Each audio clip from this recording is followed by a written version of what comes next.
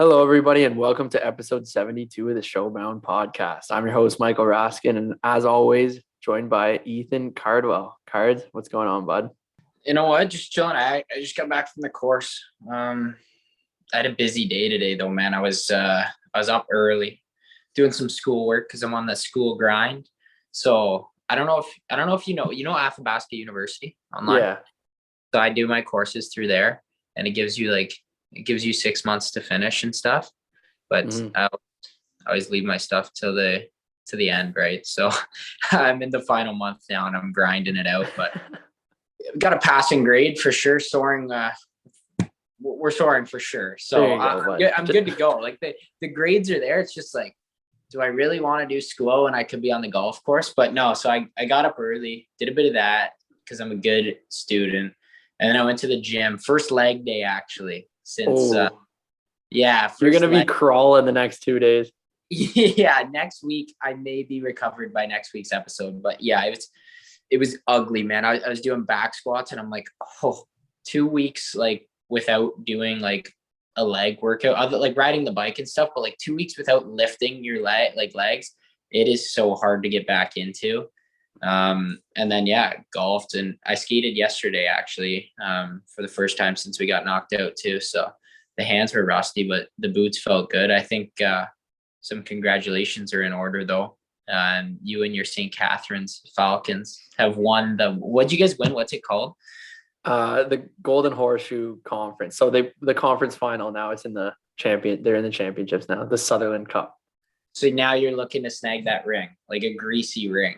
Yeah, well, I haven't told the listeners about this yet. So when the Brock season ended, also before I even say that, because there's an echo in my room. I don't know if you can hear it. I'm in Guelph right now. I'm staying on University of Guelph residence right now. For those who don't know, I'm doing my MBA at Guelph, Masters of Business Administration. We have the Lang Business School business conference right now for the week. So I'm here.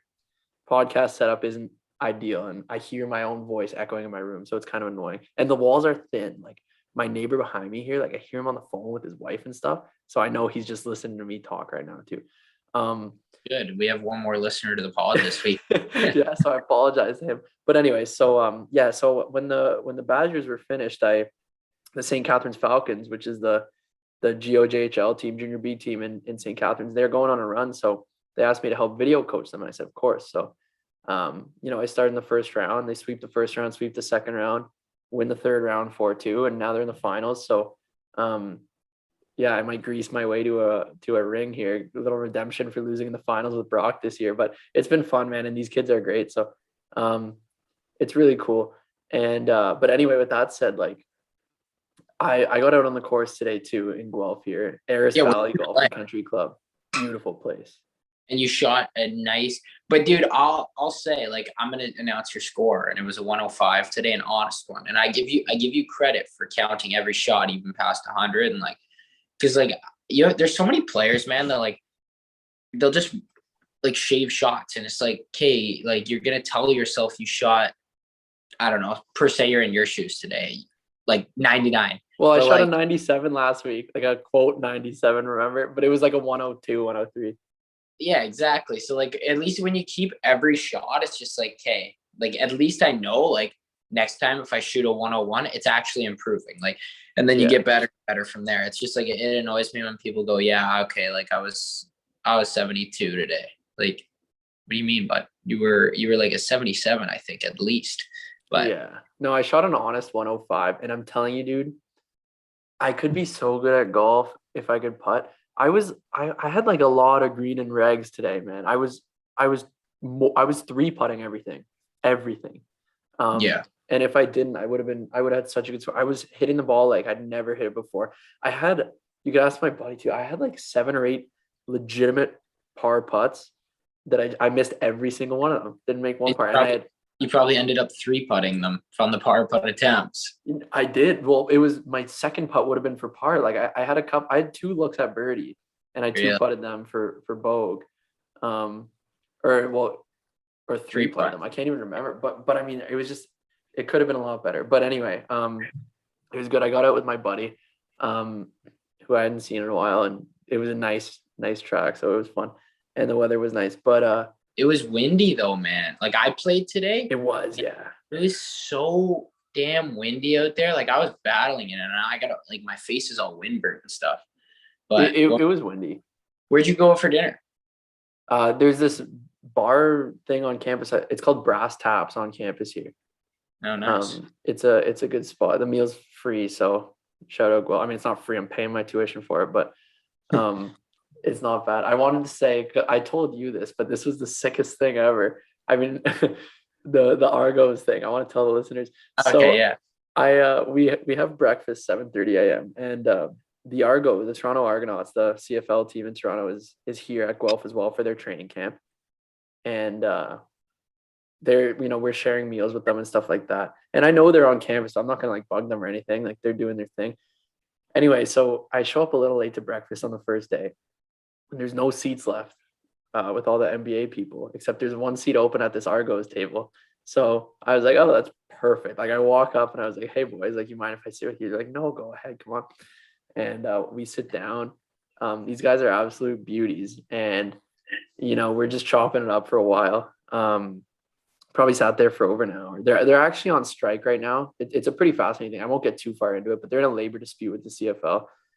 So we were talking finance, we were talking all sorts of stuff, but it was fascinating. So anyway, the one of them asked me, he's like, "What's your Twitter?" I was like, "Why do you want my Twitter? Like, you want to follow me?" And I was like, "I don't even use it." And he's like, "No, like, I'll follow you, follow me back, and you can just DM me whenever you want tickets." I'm like, no way. Like, you're a beauty. So he follows me on Twitter. I follow him back, and I sent you the screenshot. I just messaged him. Like, it was nice to meet him. And he's like, yeah, like, just let me know whenever you want tickets. So I have Argos tickets whenever I want. And I want to shout out the Argos for being just down to earth, like great guys that, just let a random guy have breakfast with them. So that was cool. And now I see him passing by at every meal, and we always say hi. And wait, but let me try. When does so say the labor strike goes off and everything, like they get back to playing. When do the Argos normally start anyway? They said their first preseason game is here at Guelph on June 3rd. So at least the preseason would start June 3rd. Dude, we gotta definitely take them up on those. I want to I'll meet you down there. We'll go and just have a sick time. That would be sweet. Because I love going to NFL games all the time, like when I can. But we're pretty far from the States and no team in Canada, right? So CFL is the closest thing we got, and it's always good fun to go to an Argos game. Good entertainment. Crowd's always buzzing too. Yeah, it was they were nice. The guy I was sitting beside too at the table, he's the long snapper. This is his 9th year in the CFL, and he's been a long snapper, and he played at Guelph as well. And he was and this guy's shredded, bro. Like he's like the biggest dude I'd ever seen, tall and jacked, and he's a long snapper, and you don't even really get hit. Like you can have a long career like that. But anyway, enough Argos talk. There's a lot of stuff going on, but it's been busy. I do want to say too, might as well get ahead of this one. I'm podcasting a little tipsy right now. As Cards, I just got back from dinner. It's 8:15 p.m. here on Tuesday night, and we were kind of like, we'll be honest, we were scrambling a bit for a guest, right? And it's not even like that. It's just like everyone's just like, it's either like everyone's finishing their season right now, or they're still going, or they just finished and they're like on vacation, or guys are on the golf course, or they're doing this or that. It's like, it's kind of like we almost need it like probably like 2 weeks till everything calms down. Like most of the teams are out. Yeah. Guys are settled. Like guys in the NHL playoffs aren't taking the time to do podcasts. No, they're not doing this. So like it's tough for us right now, but I'm sure, 2 weeks, like let the dust settle a little bit. Like it'll be easy in the summer and stuff. And I want to relay that kind of. I know you're saying you're tipsy because you had a couple beers, and we honestly weren't sure what we were gonna do, but we're not really like a podcast that kind of like talks hockey like and analyzes the game and gives our opinions quite a lot. So like we thought it'd be cool to use this episode, and we're gonna be joined by Jack Thompson, who absolutely torched the OHL playoffs this year. So we'll hear from him in a bit. He'll just hop on, kind of shoot the shit a little bit with the boys. And but like I was saying, we want to talk about the NHL playoffs and kind of, I don't know, Rask, do you want to kind of just skim through every series and give our thoughts on how they went and then make some predictions for round 2? Yeah, I think we should start with the Leafs because that's the one I'm most traumatized by. Right. And actually, dude, did you hear about Marner? Yes. Oh my God. I'm so thankful he's okay. But let's just, for those who don't know, I'm sure everyone does. He was carjacked at gunpoint, got his car stolen at gunpoint, and he's okay. But so scary. Like he could have died, man. That's the scariest thing ever. That's unbelievable. Dude, like, yeah. Thankfully, everyone's okay. He wasn't injured or anything like that. So Can you obviously, imagine the carjackers though? They're going, they plan, they're doing a job, and then all of a sudden they see in the news like Mitch Marner's car gets, so they're probably like, "Oh, we screwed up." Boys. Like, yeah, like they're or they're coming like, for "This it. is cool. This is gonna be a sick story." Yeah, until they're in jail for the rest of their Oh, they're in lives. jail for sure, but crazy that happened, man. But I'm glad he's okay. He's the best. Okay, coming from a Leafs fan, I said Tampa all the way. Like I had no doubt. I know you wanted Leafs like 100%. So let's hear it. What are your thoughts on the heartbreak? 5 years in a row, is that game 7? I don't know how. I don't want to count, but it's been a long time. I'll say I don't remember the Leafs ever getting out of the first round in my life, so I've Well, they never have seen it happen. a lifetime, I don't think.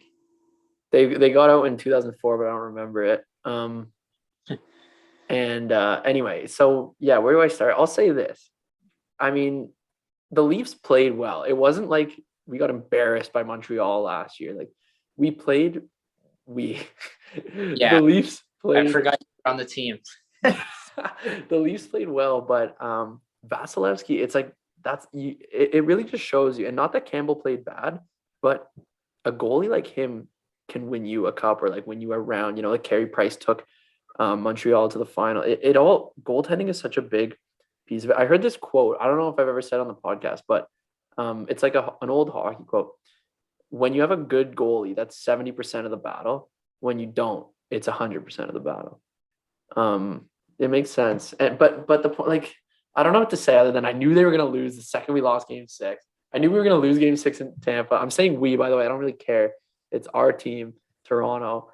And I don't know what to say, but I'll say this. A lot of people were asking me like, oh, do you think Dubas and Keefe are gonna get fired? And I know now it's come out that they won't, but these high-end guys that Dubas has put on the ice, he shouldn't get fired for, and he won't for the Leafs losing in the playoffs. It's not his fault. This team's good. It really is. It was the best Leafs team in history in terms of wins and points. So, and Keefe and Dubas are staying. I don't know what it's going to take to get over the first round cards. Like I have no clue. Maybe they need a guy like you, but it's frustrating. I try honestly, straight up.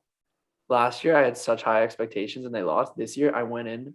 I wanted them to win. I knew they weren't, so I wasn't even that disappointed because I expected it. Well, you don't like is such Leafs luck though, man. Like, of course, of all teams, like either Boston would have beat them or you get the back-to-back Stanley Cup champs. So it was a lose-lose. And like you said, game 6, actually crazy enough. I don't know if I said it on the pod last week. My Billets ended up going to game 6. Like my In Billets. Tampa. Yeah, they went to Tampa and they caught like a Jays game the next day and stuff. Pretty cool. Yeah. They sidetracked a bit, back on track. But yeah, it was like they Leafs should have won game 6. They deserved to win game 6. They played better. And then once they lose that one, it's just like Vasilevsky's not going to open up the floodgates and let a bunch in a game 7.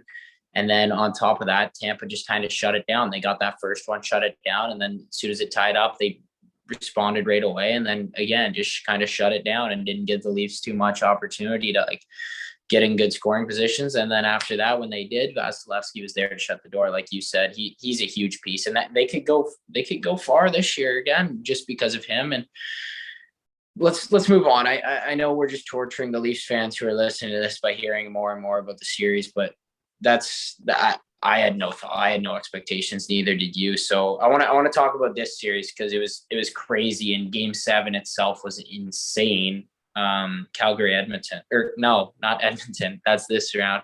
Dallas. Calgary versus Dallas. Yeah, I mean, goes without saying, Jake Ottinger was nasty. Yeah. I mean, all the talk has been about McDavid, really, but to not kind of repeat what everyone's saying.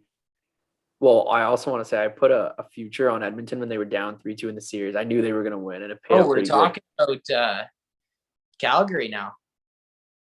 Yeah. We are. When you said Edmonton, I got immediately sidetracked. I messed with you, but just for the folks, he has tips. He did say it before, so we'll let it slide. Yeah, We'll I'm chalking this one up to the beers, man.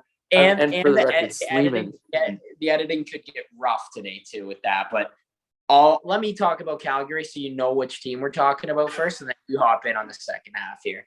But yeah, no, it was a crazy series, back and forth. Like one wins one, the next team wins one, and like you said, Ottinger, unbelievable, 67 shots, I believe, on net in that game 7, and the overtime goal, Gaudreau absolutely picked the corner. Like, you're not going to do too much of that. Like, he picked a puck-sized goal and shot. Put it in there. But do you think that shouldn't go in the NHL?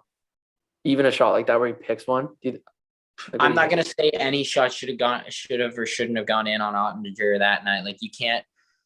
67. Like, if the Stars were told before the game that they're going to have 67 shots against and give up 3 goals, they would say, "Yep, we'll take it and test our luck." And yeah, they were just outmatched. It was playing it like they couldn't compete with Calgary, and Calgary's a wagon of a team, and that series is going to be amazing. So let's flip over to the Edmonton one where you put a little future on Edmonton. You were saying, yeah, when they were down 3-2 to LA, there, I knew they were going to win. I think a lot of us did. They're the better team, and the odds were good, so I went for it, and it paid out. But yeah, obviously, like I was saying, McDavid, unbelievable player. There's no doubt. I don't need to go down that road. We all know it. But the Oilers look like, and I know McDavid and Draisaitl were on for most goals, but the Oilers look like a team that can win games finally, instead of a line that can win games. And although it is the line winning them games, like, what's important is the other ones can play, which was the problem before. Like, they were all minus the other lines except for McDavid lines for years. Like, now they can play, man. And honestly, Mike Smith has been solid. Like, there was a lot of questions about the goaltending, right? And they delivered. All it takes is one person to step up, man. And Mike Smith, if he steps up in the second round, they could beat Calgary. Yeah, no, I completely agree. Calgary's obviously like dynamite. Like, they have offense and they come at you in waves and they don't give up much. Sutter's doing an amazing job there. But yeah, that Edmonton series, and I heard a quote from Draisaitl. He just said, like, we looked into Connor's eyes, like McDavid's eyes before the game, and you could just tell, like, he wasn't going to let us lose.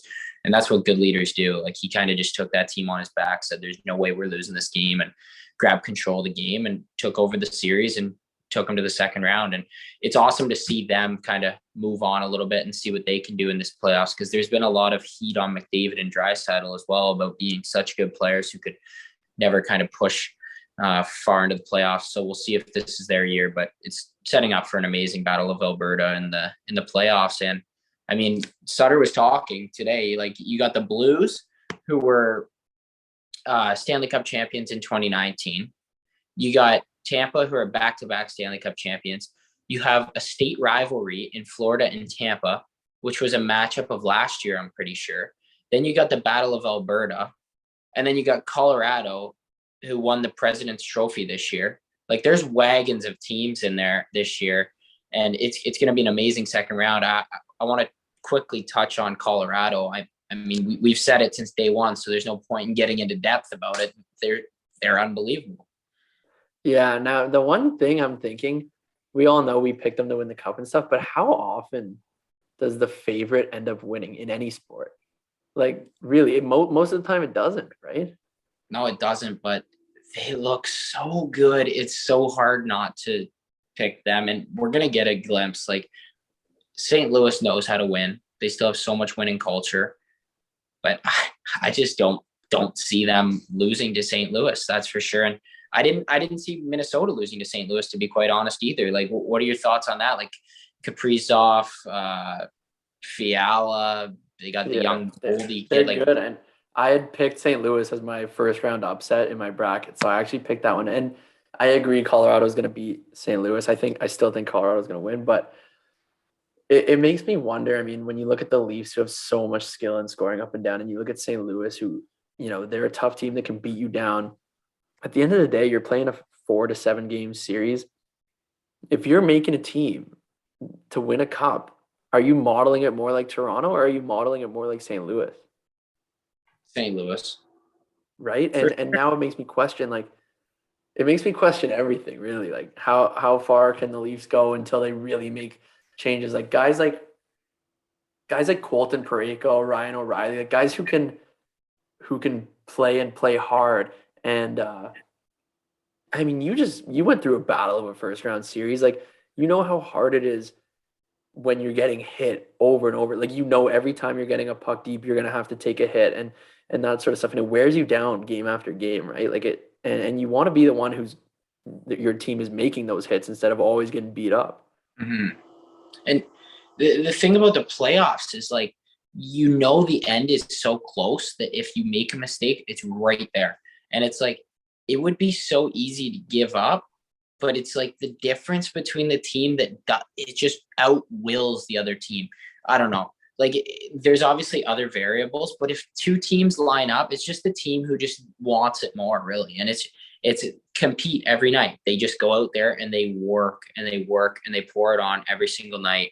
And it's incredible. And like you said, like designing teams, like you look at a team like Boston, those guys have taken pay cuts for years. They could be making a lot more, a lot of those guys there. And they've done it to keep that core group together and to be championship contenders every year. And they were this year too. And that series was a good series. Obviously, with no Freddie, that hurt Carolina, and that's why I think it went to 7. But you can't ever sleep on the Bruins. That was a great series. I don't know if you watched Game 7, an amazing Game 7 as Yeah, well. I did. The one thing I actually we can't forget about this one. We need to talk about the Pittsburgh New York series. And Right. it started with the triple overtime game where his name is slipping my mind. I can't believe it. Domingue comes in after eating like what was it, like hot wings or something. Um Yeah.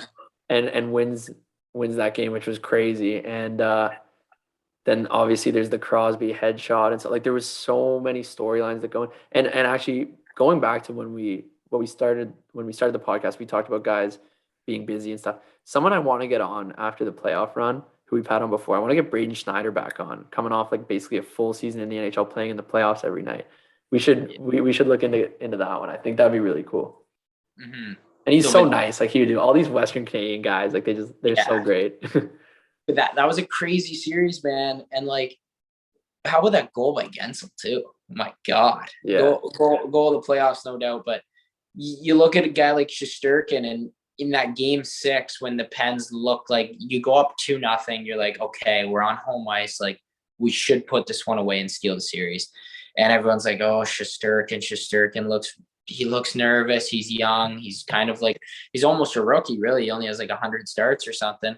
But the guy, he's going to win the Vezina this year. He's the best goalie in the world. And you see that pass he makes just to spark that team, and it turns the whole thing around. And just like that, the Rangers are now going, and then a lucky bounce on that Kreider goal in Game 6 to allow that one to go in. And maybe if you have Jari or DeSmith in net, those don't go, but that's just the way things go. And obviously, when you're missing a generational talent like Crosby, it doesn't help anything. And I don't think missing him for a few games and then him having to hop back. I don't know. He probably wasn't fully ready, just forcing it for a Game 7, but that was crazy series, man. And so evenly matched teams, to be honest, really. But you give Pittsburgh the goaltending they need and healthy Crosby, I think they win that series. Yep. Yeah, I agree. I was really rooting for Pittsburgh, especially after the Crosby injury. Um, it sucks to see, but dude, Crosby was on another level and he doesn't get talked about enough. All season he's been on another level too. I mean, he's been typical Crosby, like we all know. But because there's so many young studs in the league now, like he doesn't get the recognition, but he's still getting it done, just like Ovechkin is too. And Ovechkin gets a lot of credit because he's scoring a lot of goals. Crosby's making plays, dominating the games on both ends of the ice. And I think he did get the credit in the playoffs, but he was doing it all year too. But Pittsburgh, it'll be interesting to see what happens in the summer with them. That's all. Like, will they keep it together? I don't think so, but it'll. Like, can you foresee Crosby on a different team, or you think he stays till he retires? I don't think Crosby's contract up. I don't think so. I think it's Um, Even if it's not up, it's like, would you want to keep a guy like that, knowing it's rebuild time. Like you really, you got to rebuild at some point. And the amount of value you can get for Crosby. Imagine trading Crosby at the deadline, how much you can get for him. Like any playoff contender would pay anything for a guy like him. Like, it's about like the value you can get on his return. And I saw a quote today. He plans on playing for at least 3 more years, like that sort of stuff. Like he's not going anywhere, but just his value, man, for a team that wants to go for it is so high, especially after this run. Through the roof, and he doesn't make like his contract's like absurd, like really high, but it's not like insane high. Like it could pick him up and like make some room, shift some things around, and you're gonna have to give Pittsburgh a young talent or a few young talents and some picks to get him. But Crosby was my favorite player growing up. I'm looking around my basement. I got 2 Crosby jerseys over there, and he's been incredible to watch along with Letang and Milk. And so who knows what happens there, but I don't know. It's been an amazing run that they've been on. You don't win 3 cups by mistake, and they're champions. So we'll see what they do, and we'll see what unfolds there. But I guess time will tell for that. So before we send it over to the other interview, let's do some predictions for this round. And I don't know, Florida's up 1-0 last time I checked. Okay. I don't know any of the scores, but I'm gonna pick Tampa over Florida. Okay. Yeah, you pick in that series, then we'll go to the next. I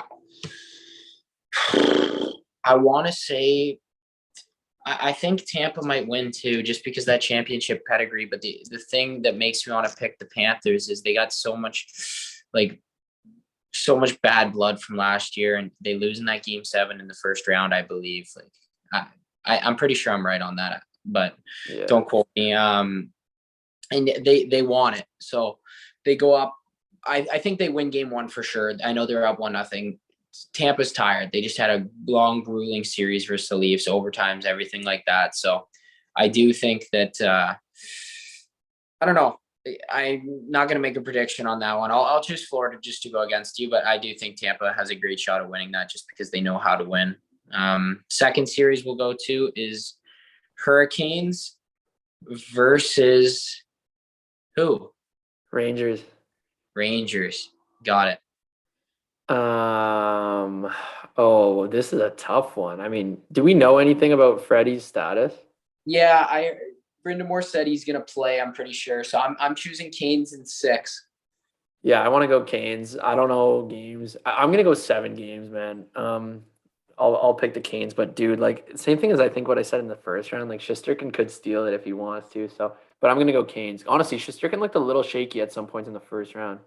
No, that's what I was saying. But like then he stepped it up, like made that unbelievable pass. That pass, that's world class. You don't see that. I can do.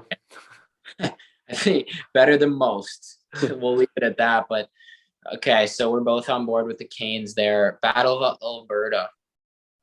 I really want Edmonton to win, to be honest. Will they win though?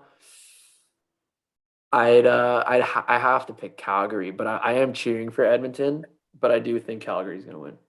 I think Calgary again in 6. I don't think there can be like this many game 7s, man. There was already 5 in the first round out of 8, and there was only 3 all of last year's playoffs. And everyone's talking about how crazy it is. And it's the teams who are going to get worn down. These teams playing 7 games and just grinding. So that's why I like our team, Colorado. Yeah. And what do you think? How many games does it take? Because I know we're both picking Colorado to move on. I'm going to go 6. I think St. Louis is going to steal a few, especially at home. So I'll go 6. Okay, I think 5. So I'm going 7 in the Tampa series, 6 in the other 2, and 5 for the Colorado one. And yeah, I guess we'll see how well these comments age. We haven't been great, but we were on a little bit of a heater last time we started making predictions. Yeah, so. Sometimes we go off for a couple in a row, so we'll see how it goes. Should we get JT in here?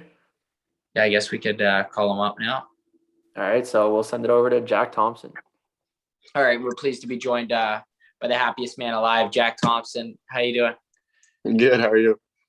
I'm great. I know we were just like talking earlier, and we're just kind of doing an episode where we're just kind of, like we said earlier, shooting the shit, and that's what we're doing here with JT as well. No script, just kind of rolling with the punches here, and we want to get into the playoffs a bit. So obviously you guys had a good team this year, and promising playoff run comes to an end.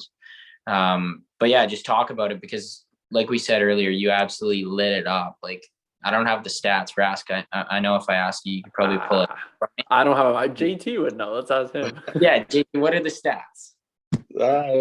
14 points. And yeah, not bad. In what, 7? No, 8 or 9, I think. Okay, that's a heater. That's As like a D-man, let's remind people who don't know. Yeah, that's like Kale McCarr. So what was going on? Like, obviously we know like you get really hot when you're hot. So how'd you just kind of zone in and get rolling like that? Yeah, as you know, I'm a little bit of a streaky player. I feel like I get hot and I get cold, but I got hot at the right time. I was hot kind of for like a month going into the playoffs, and then playoffs. Obviously, it's my last year, and there's like 6 of us that were in our last year in the OHL, so we were all kind of fired up for playoffs and stuff. And then I don't know, I just got the bounces, I guess, in the playoffs, and I was pretty zoned in, and yeah, it was fun. So JT, you mentioned streaky player already, and one thing you hear about guys who have like longevity and success in the NHL, they talk about consistency. Now, obviously, you're young with like a lot of time to grow, but what do you think about that? Like, I know you're laughing, but how do you foresee that part of your game going, where you can kind of be a consistent player at the next level?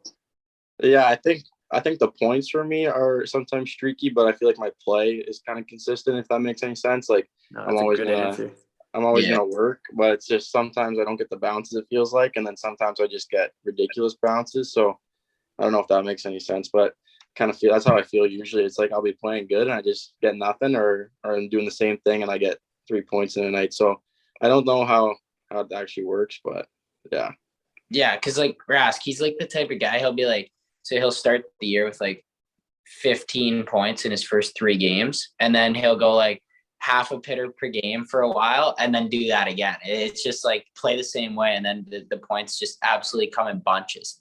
It's actually sickening to watch. Like, I remember like first round of the playoffs, so I'm just grinding, right? And like our games are low scoring and stuff, and I come off the ice like after our game, and I'm just like, I maybe get lucky to get 1 point or like even 0, and I'm happy, just a battle game. I look on the box score, I'm like, playoffs is supposed to be hard, like 3-2 goals going, just like, and walking guys too. Like it almost looked like he was playing in the ASHL at Canlan Sports out there a few shifts. But so like, I want to know about like, because I never even asked you this. Like, Guelph was like supposed to be like a kind of a tough series, and you guys made light work of it. So like, what happened there? Yeah, like a lot of people had it going like pretty late, or like even Guelph taking that series. But I don't know, we started at home, and we've been good at home. Well, ever since I got traded there, we were good at home, and we got off to a good start. Obviously, our goalie played sick, Tucker Tynan, first couple games, and he kind of stood on his head there, and we won like 5-1, 5-0, I think, something like that in the first 2 games. So we had a bunch of confidence, and then going into Guelph, we kind of knew they were going to push back in game 3 after losing like that in the first 2 games, and they beat us that game by a couple or a few. So we were kind of on our heels then, like 2-1, anything can happen because you're still in their barn. And then we blew a 4-0 lead in game 4 to go to overtime. And then we won it in overtime. So that was a pretty deciding game, that overtime. Because if you lose that, it's 2-2. Anything can happen then. And then once you won that, it was, I think game 5 was like 5-0, 6-0. Yeah. You made quick work of that one. And then we had like, we were talking to Cap, like going into the Sioux series, and you, actually, let's talk about the suspension quickly. So you get a 1 gamer. What even happened? Like, just kind of explain the play for those who don't know. I guess it was late in game 2, and I guess I was pretty frustrated. Everyone was kind of frustrated. Their goalie stopped like 55 shots both games, and we lost both games. So I was I guess I was pretty ticked off already. And then I was in the zone, and it was like 1 second left, and Giroux had the puck, and I went to go kind of finish my check, and he kind of turned, and I also kind of hit him on the numbers, and it didn't look good on tape, but yeah, just 1 game, luckily. Yeah, the perfect storm just kind of all came together to decide that one. That's your only suspension in the O, right? Yeah, first one, And you only had one in minor hockey? Yeah, 2 suspensions in my life. And it was for the exact same play.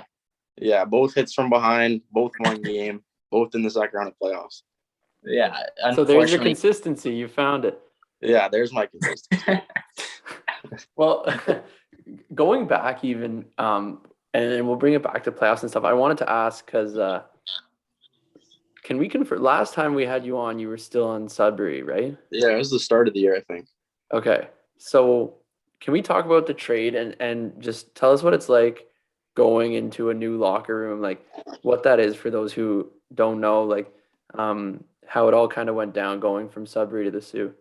Yeah, obviously there was lots of rumors around the trade deadline surrounding my name, just because Sudbury was kind of young and looking on the outside of playoffs. So they need to make a somewhat of a move, maybe, or a couple moves to get some young players and some draft picks for their future. But I had no idea where I was going, really. There's like, obviously everyone sees that OHL Insiders on Twitter, and I had like probably 5 or 6 different teams that was being mentioned there. And then the Sioux wasn't even on the radar at all and then I played a game in Oshawa the day before the deadline, and I got off the ice and I had a couple texts, and then my agent told me to call him and stuff. And then they said the Sioux, and I caught me off guard at first because I was like, I didn't even know that was a possibility at all. And then, so that was a bit different, just because when you're thinking of like 5 or 6 teams and then one you weren't even thinking about comes, it's a little different. But I was super pumped to be able to go there. Obviously, I know Ryan O'Rourke. Me and Cardsy know him, skate with him in the summer. Kind of know a few of the other guys like Calisti and Cairns from the past. And yeah, when I got there, it was pretty easy. I mean, good group of guys, older guys. It was fun. So what about even, I mean, you must have had some beef or bad blood with a couple guys. Like, you've played those guys so many times in your career. Was there any awkward kind of handshakes introducing yourself? A little bit. I mean, Savard's kind of a hard-nosed guy on their team, and he was always in my face, asking me to fight, just cross-checking me all the time. So I sat beside him in the room, though, when I first got there, so it was a little different. But he's a great guy. He loves golf, so we had a lot in common, actually. But it's just funny. It's usually the guys that you hate on the ice that you get along with the most off the ice. That I was just about to say too, like that's like the worst feeling though, because like you get traded to a team, and the same thing happened with me, because you go and you're like, man, like I said some pretty personal stuff to this guy on the ice, like I let him up pretty good, and then I have to go be like buddies with him. It's like a bit awkward. There's a couple of those. There's a couple, and we played them like 5 days before I got traded. We played them, and it was like a heated game. Like I had probably 3 of the players ask me to fight. Like I had like a bunch of that going on, and it was just like there 5 days later on their team battling with them. It's like, it's crazy. It's like, what's up, fellas? We're boys now. Yeah. Then it turns to Sudbury. Yeah, exactly. Then you got the guys you got traded for probably yipping you and stuff too. But this summer, busy summer coming up. As everyone knows, the World Juniors cancellation and rescheduled. So JT had the invite originally to camp, and then was unfortunately not able to go due to COVID. So he'll get his second crack at it, and knock on wood, should make the team. So how are you going to gear up, and are you looking forward to that? And when is it? Yeah, I was pretty upset when I didn't get the opportunity in December to go. Once I found out I have COVID, it's tough because you dream about that as a kid, right? I didn't think I would have like a second chance to make it or anything. So that was tough, kind of because it was out of my control that I had COVID. Our whole team had COVID and stuff. So it was tough. But when I found out they were going to reschedule it and stuff, it's just another opportunity. So I'd be lucky if I'm lucky enough to go to the camp or make that team. That'd be awesome. I'm just thinking about it now. And although it won't get the hype that it did in December, but just for you and not just you, the other guys that are in your position too, like it's more than just it's a milestone for life that you thought you were going to miss out on. Like, it's pretty cool to hear about that, and I know our listeners and myself, we're going to be tuning in. What about what's going on with like Tampa stuff? Like, what are they saying to you these days? Like, how are things going with that? Yeah, I've been in pretty frequent contact with like their player development guys or their GM. Yeah. I don't know what that, but pretty frequent contact with their GM. And actually Syracuse lost tonight, so I'm not able to go to go to the AHL for the rest of the playoff run with them. That sucks. Because you would have got to like spend some time in the A, which would have been sick for like gearing up for next year. Yeah, especially. But we have development camp coming up in July. So at least be able to see everyone there. Yeah. What do you think about Tampa's chances in the playoffs? I know you kind of gotta say good things, but what do you think? Yeah, I watched a bit of the game today. They look pretty good. They won 3-1 or 4-1 against Florida tonight. So I don't know. When Vasilevsky plays like he can, it's like I don't know how they get beat. To be honest, there's a lot of clutch players on that team that kind of step up. Like, and there's a pretty good trade that they made for that Nick Paul. Obviously, oh my God, he's been nasty. Taking your Leafs down, Rask. I know. We already went through this on this episode. Oh, really? Yeah, Raskin already had to like talk about it for a while, so he was getting pretty emotional. Honestly, the guy's upset, and then just piling it on him tonight. Sorry, Rask. Just keeps happening too every year. And he has like 7 beers in him right now too. He's drowning his sorrows of the Leafs for the whole. God. He's on like a week-long just kind of cleanse to get that out of his mind, right, Rask? Yeah, we're focusing on we're on the Edmonton bandwagon now, I guess. I don't really care who wins now, but hop on Tampa. Well, I can't. Okay, actually, part of me wanted Tampa because then it's like if they win the cup again, then it makes the Leafs look a lot better. Yeah, I think so too. All right, fine. Easy convincing for me. Now I'm on Tampa. Let's go. I'm just hopping around. That makes sense. Yeah. The Sharks just gearing up for next year. No, if I was cheering for a team, I don't know, maybe a team like Florida, just because like they'd have so many first-time winners, and Jumbo Joe would get a cup. Should be good to see. Yeah. It would also be cool to see a Canadian team win it though. Yeah, like I don't know. I think Calgary, if anything. I don't think Edmonton can go that deep. We were just talking about it before, but I don't know. Who do you like in the Edmonton-Calgary series? I think Calgary as well. I mean, McDavid turns it on in that LA series a lot, but I feel like Calgary's a little deeper. Yeah, that's what. Yeah, they're definitely deeper. I mean, every team's deeper than Edmonton at this point in the season, right? Like, they got McDavid though. Yeah. Yeah, you do. And you know what? Darnell Nurse is pretty nasty on D. Yeah. Well, yeah. The guy. Do you have JT? Do you have a player comparable, like someone you if someone asks you like whether you model your game or someone you like, you watch and think that you play like them? Do you have anyone? Yeah, I watched Tyson Barrie a lot when he was in Toronto. Right-handed D, skilled, played a lot of minutes. Relied on late too, like winning or losing. So that's kind of a game player like in my draft year when people would ask. That's what I usually said. Cardsy, what about you? I don't know if we've ever asked you this one on the pod. Do you have one? Yeah, like someone like Konechny or something like that. Smaller guy, right-handed shot, just kind of gritty. But the reason JT compares himself to Barrie is because he just free apples on the peeper, working with David and the boys when he was doing. I was half wall on the power play. Yeah, you guys. Oh my God, let's talk about that. How about your power play in the series? You guys were dominant all year, and then even in the playoffs, I think you did pretty well. No.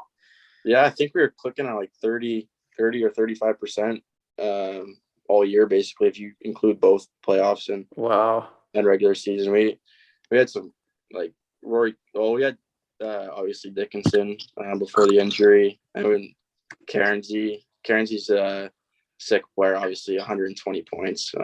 His half wall work was pretty easy. He would throw some sauces like across the ice, just land on my stick. I just have to tap it in basically. So it was pretty easy for me and Rourke, I think, just kind of getting some apples. But yeah, you know what's weird, Cards? The Sioux power play, their percentage was not nearly that high until O'Rourke, Cairns, and JT all came on the podcast, and now it's at over 30%. That can't be. That's true. It was actually at a league low 13%. Then it just dropped to 35 right after that. But no, like I won't keep you too long. But last kind of question I have anyway. What's the bus ride from Flint home like? It's pretty long bus ride. Like after you guys are knocked out and stuff, and then actually, what'd you guys do in the days following to kind of wrap up the year? Yeah, I I think it's like 4 hours, 4 or 5 through Michigan there. But I mean, once it's over, it's over. I think like we kind of just had a good time. Like all the guys who were graduating just at the back, like just shooting the shit. Just like talking about just kind of like stories from our career and stuff, just having a good time.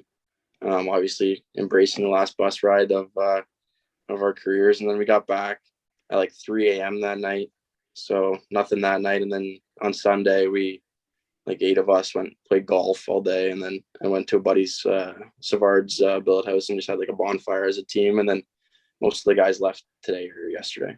It makes me sad hearing about it. Every time at the end of the year, it's like sad times. I saw that picture you guys were posting on the stories in the back of the bus, and you always feel for those graduating players, especially ones that don't know where they're going to be next year. Like at least a guy like you know you're going to be moving on in your career and stuff, but some people don't know where it's going to go. So, I don't have anything else, Cards. Unless Rask, do a quick this or that before we wrap it up. Off the top. Okay, I always suck at I this. already did a this or that. Yeah, I'm bad on the top of my head. Okay, fire me up. Okay, let's go with Axe or Old Spice. Old Spice. Okay, cats or dogs. Dogs. Blue Jays or Argos. Blue Jays. Sudbury or Sioux. I know, not picking. Northern. Oh man, vanilla or chocolate ice cream. Vanilla. Rask, Okay. I got one for you right now. Beers or water? Sounds like you need a couple waters, buddy.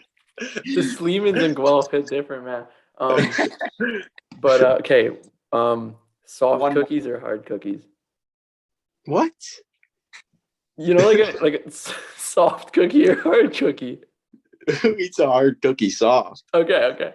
Yeah, well, and if it's hard, Rask, you have to just get in the milk. Or no, actually, you know what's crumbs kind everywhere. yeah, you know what's actually kind of gross, but like it kind of works. Like I don't know if you guys have ever done it. So like you get out like a hard cookie, you just take a bite and then you get some water in your mouth, swish it around, and it melts it down and it makes it a soft. That's gross. It's greasy, but it works. It works to a T. Okay, let me think of one more here. Make it a good one. I thought the Old Spice Axe one was pretty good. Okay, Tell how me about about golf. Make a golf one. okay, Yeah. pound driver or laying a beauty chip within a foot. Pound driver. JT's all Cards. Look at this. Look at this. Oh yeah. Let's see it. New clubs. Let me see the stamps. Oh, that's actually nasty. And it has the multicolor things on the thing too. Yeah, they're nice.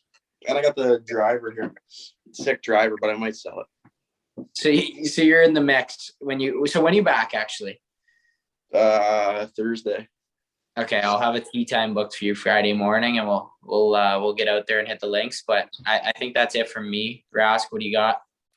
No, it's just always nice catching up. The third time appearance on the Showbound podcast. We both appreciate you coming on here today, JT, and taking the time. And we'll see you on Friday, buddy. Okay, nice for having me. See you, boys.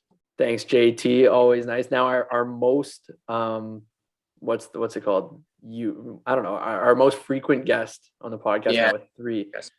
Yeah. 3 appearances. It's hard not to have a guy on who's absolutely lit up the playoffs like that. And it was good to hear about like just the playoffs and kind of his mindset and everything crazy that went down in those series and stuff like that. And I also like having repeat guests on, and I think the fans do too, because you get to know the guy more. They get more comfortable. But it's just cooler, like, and there's always new things to talk about. It's not like we're hammering home the same stuff, but it's always cool, I think, getting a repeat guest. And, you know, like you said, he kind of left us without a choice the way he's been playing. But I know you got a couple things to talk about that I have no clue what to say for. Yeah, exactly. I mean, we got the PGA Championship, so I know everybody's just going to be talking about Tiger this week, and Tiger's back in action for the first time since the Masters. So I'm pumped, man. Like anytime there's a major in golf, like it just fires me up. And if you're not a golf fan, stick around because we're going to talk about basketball for a little bit quickly after this before we wrap it up. But I just want to say, like, they don't have too many like events at Southern Hills, the course it's at. Tiger's won here. It could be the week that he does it if he ever could. It's such a tough challenge in golf. So I know you don't follow it too much, but let's hear your prediction for this week's PGA Championship. I'm going Colin Morikawa. Okay. I like it a lot, actually. And dude, in case, like, I don't know if you probably haven't heard yet, but Tiger is playing with Rory and Jordan Spieth. Think about like the galleries following that group. Yeah, that's Like, sick. It'll almost be like how many people like watch you when you hit the first tee. Just like everybody wants to follow you and see how you shoot, right? So I was when I was golfing today. Okay, I crumbled the like greenskeeper, whatever, like the guy mowing the tee box. Like, you know, we come in and he gets off and he waits for us to tee off, and I was hitting it great. And the second he's watching me, the second one person's watching me, I shank one. Like, I don't even know, I topped it or whatever I did. It was just the worst shot of the day. And of course I re-tee because I was like, screw that, and shank another one. This one went in the water. And this one person, I'll take one person to watch me and I crumble.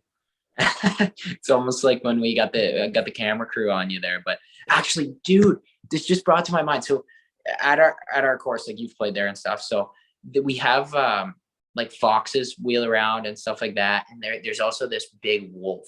So there's like a legit wolf, and I'm playing today, and I had a great drive on a par 5, 15, and I'm pumped. Like, I hit it down the middle, whatever. I got like less than 200 yards into the par 5, so I'm like, I'm perfect. And this wolf comes out of the woods, and he's legit like 15 yards ahead of me, and I'm like, he's not moving. This thing ain't scared of me. I'm not running after a wolf either to chase him off. So I'm like, I got to hit this ball. Like, I just got to hit it, and we got to get out of here. So he's like right in my sight line, like right. I got to hit right over him. And sure enough, I take it back, and I'm scared right now. Like, I'm like, dude, like, I don't know, like, my eyes on the ball. Like, am I supposed to be looking at the wolf? Like, what am I going to do if it attacks me? Like, oh my gosh. So I hit it, whistles right over his head. And then sure enough, he goes scurrying back into the bush. But man, my heart was pounding. Like, wolves are like vicious animals. That would have been, dude. that would have been golf clubs if you need them. Yeah. Like, no animal abuse. But like, if I was getting attacked by a wolf, I mean, that would have been insane, dude. Like, and I've heard like stories about that, but I'm a pretty big dude. I mean, I don't know if they like only go after, like, I don't know what they go after, to be honest. And it was a one-man tip for everybody though. Whenever you're in the wild, for wolves, bears, whatever situation, you want to act big. Like, put your hands up in the air and act bigger than you are. Make a loud noise. Like, they're more scared of you if you act bigger than them. Yeah, I like that. So everyone take that one home and and utilize it if you need to. But back to the PGA Championship. I'll make my pick now. I want Tiger more than anything, but my pick is Jordan Spieth. Came into form with a second place in Texas last week, so I think he has a great chance of winning this week, and I think he's trending in the right direction, especially with the win a couple weeks back now. And NBA playoffs. There is 4 teams left standing. Can you name the 4 teams? Is Philly still in it? Philly is not. Miami. Okay. Miami, Boston. Oh, I knew Boston. Golden State, and Dallas. Okay, I'm picking Golden State because I love Chef Curry. Okay, yeah, me too. I think they're like, man, they had that little lull where like guys were hurt, Clay was out, like just everything wasn't aligned up. And now that core super team plus like Jordan Poole, like unbelievable, and they added Wiggins, like they're ready to win again. And they're playing really well. And I think, like, unless Doncic does something absolutely crazy for the Mavs, I think it's their series. And then I think they walk over whoever comes out of the East. But I mean, that's just my opinion. And that's that, right? So you're on the bandwagon too, and go G State. Yeah, man. And I guess with that said, it's been fun. You want to wrap it up?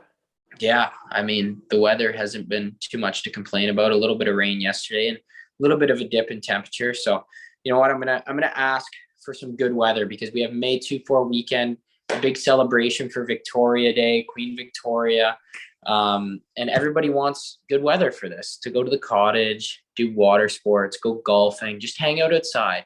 So please God, the Showbound podcast has made a firm request that you can turn the forecast around and change what we're seeing on our little app when we look and see thunderstorms. So let's get 25 and sun for this weekend, and we'll be back with another episode next week.